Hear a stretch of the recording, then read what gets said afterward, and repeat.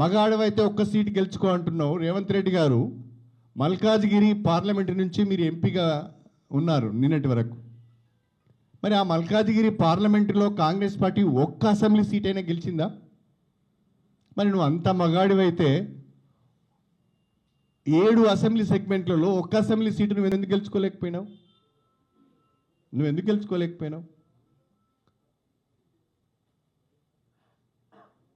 నిజంగా నీవు అంత మగాడివైతే, అంత గొప్పవాడివైతే రేపు తెలంగాణలో 17 పార్లమెంట్ స్థానాలను గెలిచి చూపించు.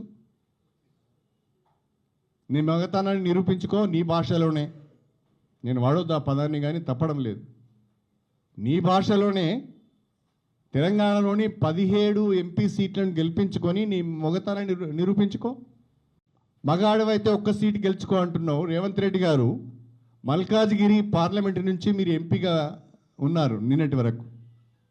మరి ఆ మల్కాజ్గిరి పార్లమెంటులో కాంగ్రెస్ పార్టీ ఒక్క అసెంబ్లీ సీట్ అయినా గెలిచిందా? మరి నువ్వు అంత మగాడివైతే 7 అసెంబ్లీ సెగ్మెంట్లలో ఒక్క అసెంబ్లీ సీటు నువ్వు ఎందుకు గెలుచుకోలేకపోయినావు?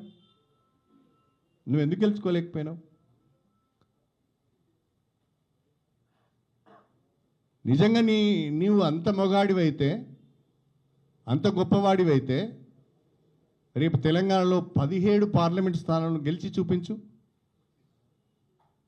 నీ మగతనాన్ని నిరూపించుకో నీ భాషలోనే. నేను వాడొద్దు ఆ పదాన్ని, కానీ తప్పడం లేదు.